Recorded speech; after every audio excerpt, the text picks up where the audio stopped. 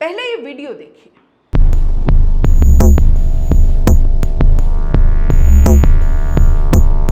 एक गाड़ी आ रही है, बीजेपी विधायक मनोज प्रजापति की गाड़ी। बैरिकेड क्या थे, ताश के पत्तों की तरह हटा दिए गए। गाड़ी निकली आराम से, बिना किसी रोक टोक।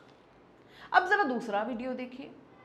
उसी पुल पर कुछ ही घंटे बाद दो बेटे अपनी मां की लाश को स्ट्रेचर पर रखकर 1 किलोमीटर पैदल चल रहे हैं, पसीने से लथपथ, आंखों में आंसू और मुंह पर एक ही सवाल, क्या हम सिर्फ आम लोग हैं इसलिए हमारी मां की लाश के लिए भी रास्ता नहीं है? सिस्टम की बेशर्मी की ये तस्वीरें अब चीख रही हैं। शनिवार की सुबह कानपुर से लौटते हुए दो बेटे मानसिंह उर्फ बिंदा यादव और जयसिंह अपनी मां शिव देवी का शव एम्बुलेंस में लेकर आ रहे थे। पुल के पास पहुंचे तो सरकारी हुक्म बजा, नो एंट्री है, पुल बंद है। बहस की, गिड़गिड़ाए, इंसानियत की दुहाई भी दी, लेकिन पुलिस वालों ने कह दिया कि नियम सबके लिए बराबर है। सवाल ये है, अगर नियम सबके लिए बराबर हैं तो नेता की गाड़ी क्यों निकली उस पुल से, वो भी उसी दिन, उसी रास्ते, उसी पुल से? क्या वीआईपी का मतलब वेरी इनह्यूमन प्रिविलेज होता है? 1 किलोमीटर 4 बार शव को बीच पुल पर रखा। वो बेटे थक हार गए।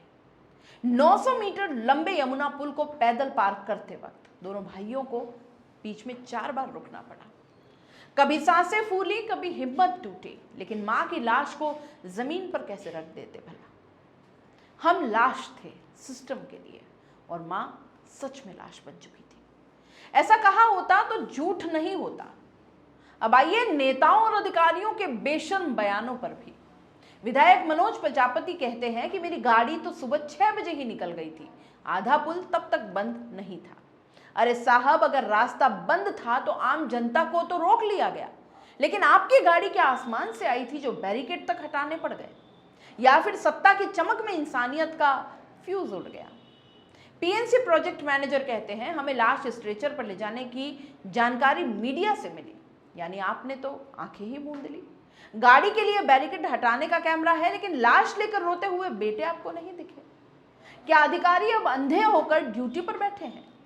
इस पूरे मामले में असली लाश कौन है दोस्तों, मां या सिस्टम? एक तरफ वीआईपी की गाड़ी निकलती है, दूसरी तरफ आम आदमी की मां लाश बनकर 1 किलोमीटर पैदल चलती है, और सरकार बयान देती है, नेता सफाई देते हैं, लेकिन इंसाफ का क्या, इंसानियत का क्या? वो कब की उस पुल से फिसल कर यमुना में बह चुकी है। और आखिरी सवाल, ये प्रजा कब तक यूं ही चुप रहेगी? यूपी की सड़कों पर कभी लाशें दौड़ती हैं, कभी जिंदा लोग पैदल चलते हैं, और कभी वीआईपी लोगों के लिए नियम तक झुकाए दिए जाते हैं। शायद अगली बार मां की लाश को एम्बुलेंस में बिठाने से पहले उस पर माननीय के रिश्तेदार लिखवाना होगा।